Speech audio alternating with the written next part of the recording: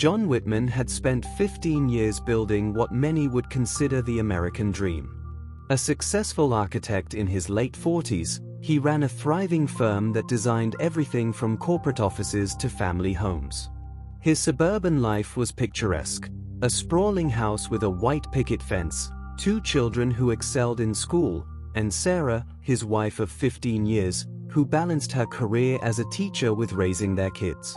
On paper, John had it all. But inside, he felt an unrelenting emptiness gnawing at him, a dissatisfaction he couldn't quite articulate. Sarah wasn't unaware of the cracks forming in their marriage. She noticed how John's once enthusiastic gaze now lingered on his phone during dinner, or how his responses to her questions grew shorter and more detached. Yet, she attributed it to stress, the long hours at work, the mounting responsibilities of parenthood. After all, they were both busy people leading busy lives. What neither of them realized was that John's dissatisfaction stemmed not from external pressures but from an inner restlessness, a yearning for something he couldn't name. That something found him one rainy afternoon when Emma Carlisle moved into the studio space above his office building. At first glance, Emma seemed like any other artist, an independent spirit with paint-streaked fingers and a laugh that could light up even the dreariest day. But there was something about her energy, her passion, her ability to make every moment feel alive, that drew John in. Their initial encounters were innocent enough: casual chats about art and architecture, shared cups of coffee in the break room. Slowly, though, those interactions deepened into conversations that left John feeling invigorated, as if he'd been given a glimpse into a world he hadn't known existed. Emma didn't just represent change, she symbolized freedom. With her, John felt younger, freer, and more alive than he had in years. He began finding excuses to visit her studio, drawn by her creativity and charisma. Over time, their relationship evolved beyond friendship. One evening, after a particularly intense conversation about love and regret, John kissed her. To his surprise, she didn't pull away. That night marked the beginning of an affair that would consume him entirely. At first, the thrill of secrecy masked the danger lurking beneath. The stolen moments in hotel rooms, the clandestine texts exchanged under the table at meetings, they made John feel alive again. For the first time in years, he believed he had found someone who truly understood him, someone who saw past the facade of success and respectability. But as the weeks turned into months, the cracks in this new reality began to show. Obsession is a slow poison, seeping into the bloodstream until it takes over completely. In the early days of the affair, John convinced himself that he and Emma were meant to be together. She was the missing piece of his puzzle, the spark that reignited his soul. But as time passed, her distance became apparent. Unlike John, Emma didn't view the affair as a permanent solution to either of their problems. She saw it for what it was, a temporary escape from the monotony of life.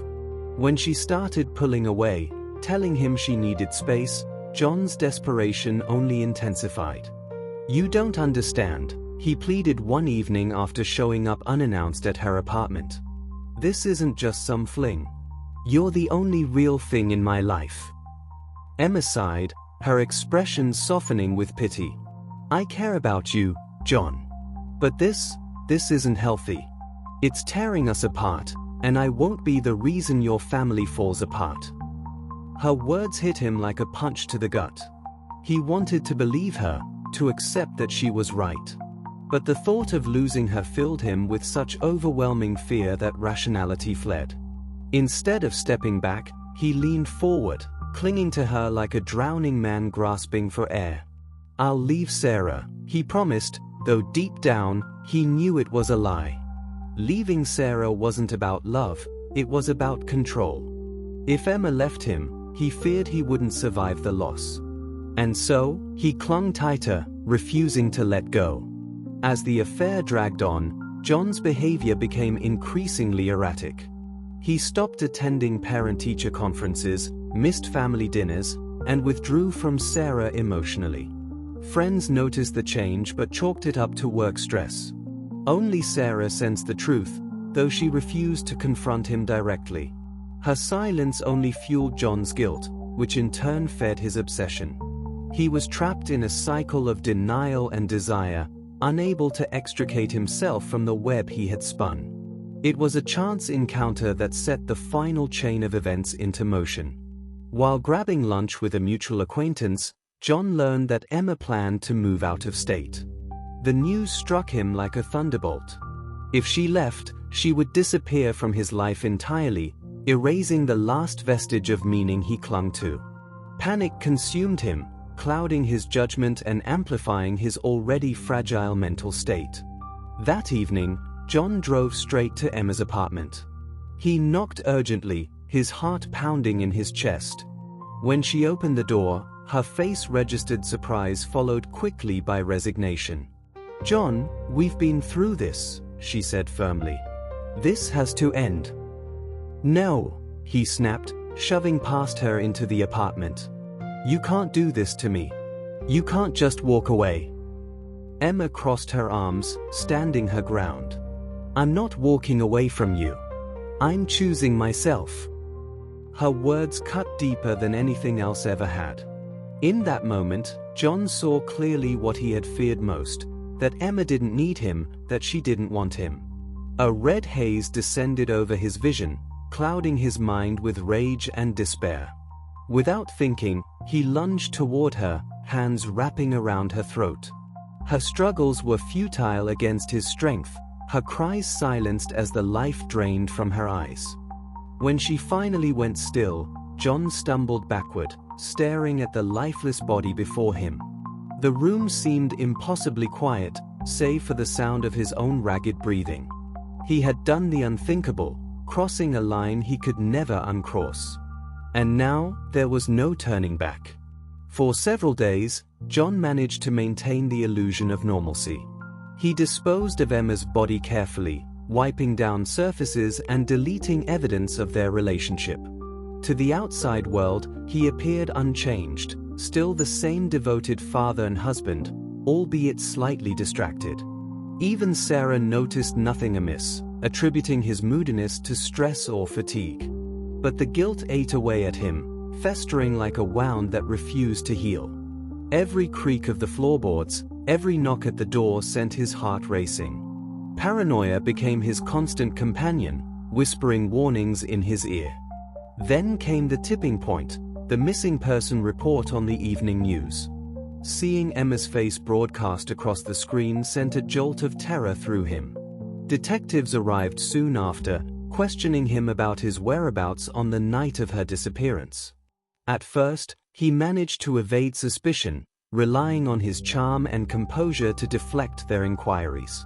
But small details began to unravel his alibi. A fingerprint here, a witness account there, all pointed back to him. Within weeks, the net closed around him, leaving no room for escape. The arrest came swiftly, catching John off guard. As the handcuffs clicked shut around his wrists, he caught sight of Sarah watching from the doorway. Her expression was one of profound sadness, devoid of anger or shock. It was worse than anything he could have imagined. The trial was a public spectacle, drawing attention from media outlets across the country. Prosecutors painted John as a jealous lover driven to madness by rejection, while his defense team argued that it was a crime of passion, a tragic mistake born of emotional turmoil.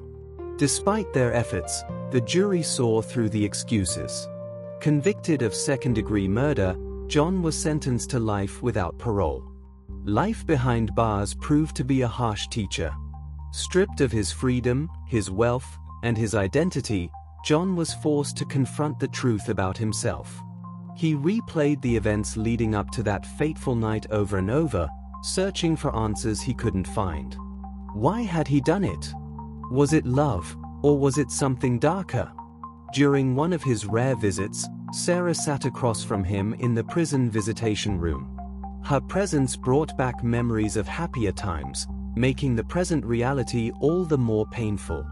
"You could have just let her go," she said quietly, her voice tinged with sorrow rather than accusation. "You could have walked away." Tears welled in John's eyes, spilling over despite his attempts to hold them back. "I thought I loved her," he whispered. "I thought she was everything." Sarah shook her head slowly. "No, John. You needed her. And that's not the same thing." Her words struck a chord within him, forcing him to confront the truth he had avoided for so long. What he had felt for Emma wasn't love, it was possession. True love doesn't demand, doesn't destroy. It nurtures, supports, and respects. By confusing the two, John had caused irreparable harm, not just to Emma, but to everyone around him. As the years stretched endlessly before him, John resolved to use his remaining time to reflect on his actions and seek redemption, however imperfect. He wrote letters to Emma's family, apologizing for his role in their pain. He attended counseling sessions, grappling with the demons that had led him down this path. And though he could never undo what he had done, he hoped that acknowledging his mistakes might bring some measure of peace, not just to others, but to himself. In the end, John's story serves as a cautionary tale about the destructive power of unchecked emotions. Love, when warped by jealousy, obsession, and control, can lead to devastating consequences.